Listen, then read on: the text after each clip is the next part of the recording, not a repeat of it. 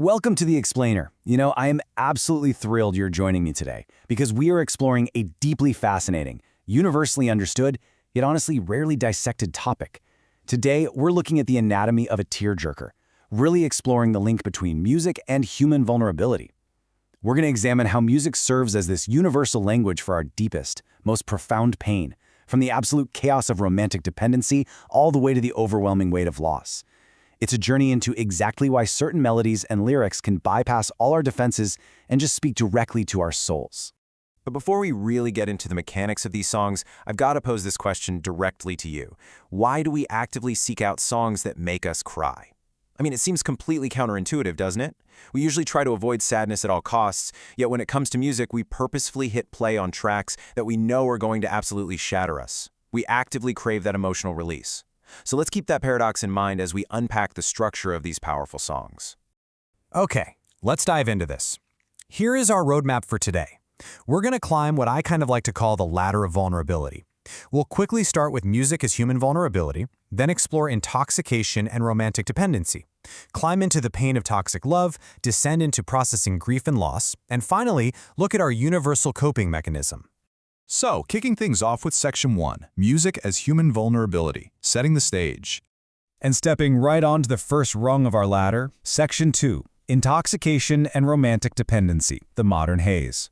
At its core, music acts as this incredible vessel for our shared human frailty, taking our very private agonies and turning them into personal anthems of survival.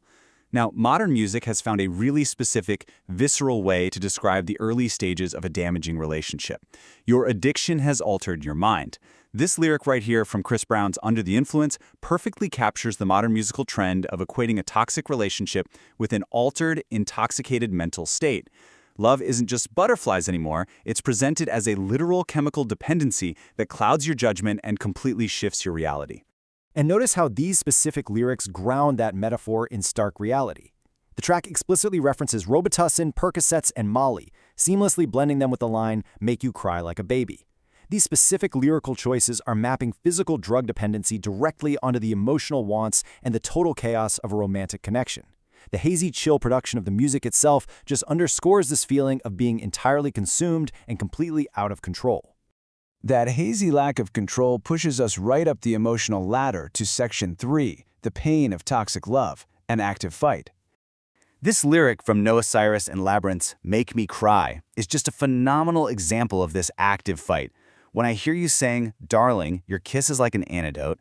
I'm fighting like I'm Ali, but you got me on the ropes."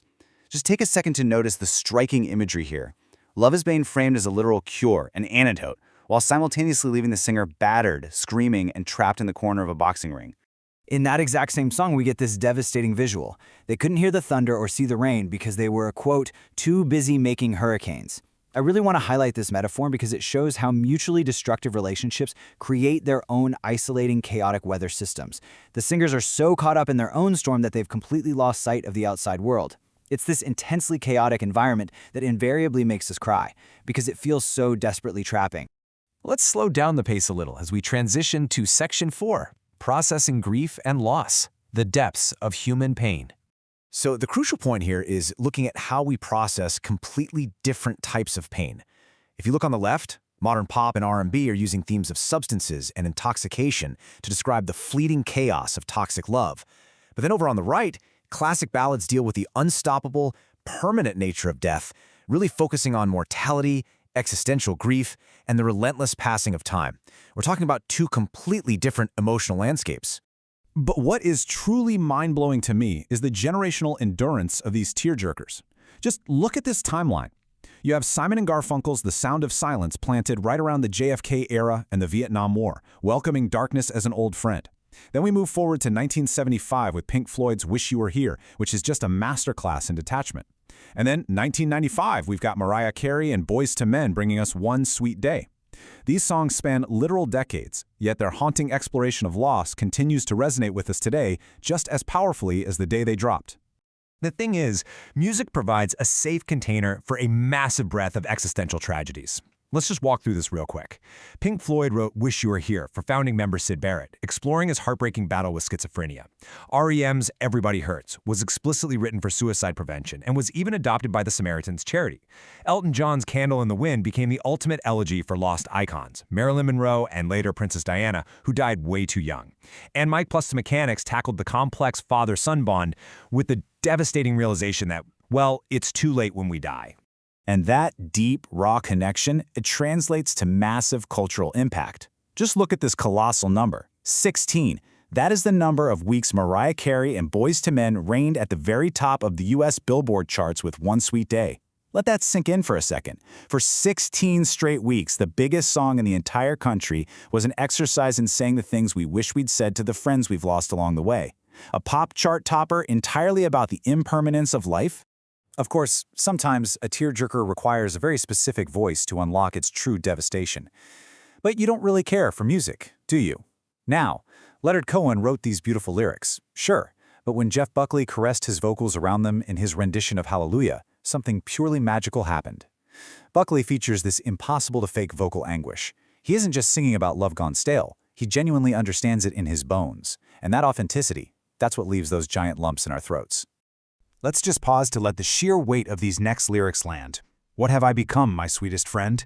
Everyone I know goes away in the end. Johnny Cash took a track originally penned by Trent Reznor of Nine Inch Nails, and he completely transformed it. He turned it into a cold, harsh spotlight on his own past, creating, honestly, one of the most powerful tearjerkers ever recorded. Let me guide you through the real-world context that makes Hurt such an overwhelmingly powerful confrontation with our own mortality. During the recording of this track, Johnny Cash was extremely frail. He basically used the song to look back at his entire life, his empire of dirt. Adding to the profound sorrow of the whole thing, Cash actually passed away just 7 months after the song's release. Today, the accompanying video stands as an absolute memorial to unstoppable time, which is something every single one of us will eventually have to face. Which brings us to what many people consider the absolute ultimate tearjerker. Would You Know My Name If I Saw You in Heaven from Eric Clapton's Tears in Heaven. This song verbalizes the agonizing question that anyone who has ever lost a deeply beloved loved one wishes they could somehow ask across the divide. The background of this song is just absolutely heartbreaking. Eric Clapton wrote Tears in Heaven after the tragic passing of his 4-year-old son. It's a record literally born from unimaginable personal agony. I mean, we would have completely understood if Clapton had never picked up a guitar ever again after a loss like that. But instead, he used his profound grief to create a universally healing piece of music that reminds us of everyone who has passed on. And that brings us to our final section, our universal coping mechanism, synthesizing the emotion. Let's move to see how this all builds a complete picture of human resilience. From the heavy R&B beats to those quiet acoustic elegies, just look at what music does for us. It gives physical form to our unseen emotional dependency. It provides a desperately needed safe space to process toxic romance. It verbalizes the massive grief of saying goodbye to icons.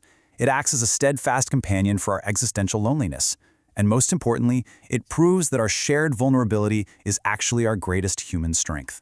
We've explored the intoxicating haze of modern toxic love, the generational anthems of existential dread, and the deeply personal acoustic elegies born from profound loss. And now, it all leads back to you. I really want to leave you with a deeply personal question to think about. What's your favorite song to cry over? What is that one track that gives you a safe space to just feel? Think about it. Maybe go find that song today and let it do what it was always meant to do. Thank you so much for joining me on this explainer, and keep exploring the incredible ways music connects us all.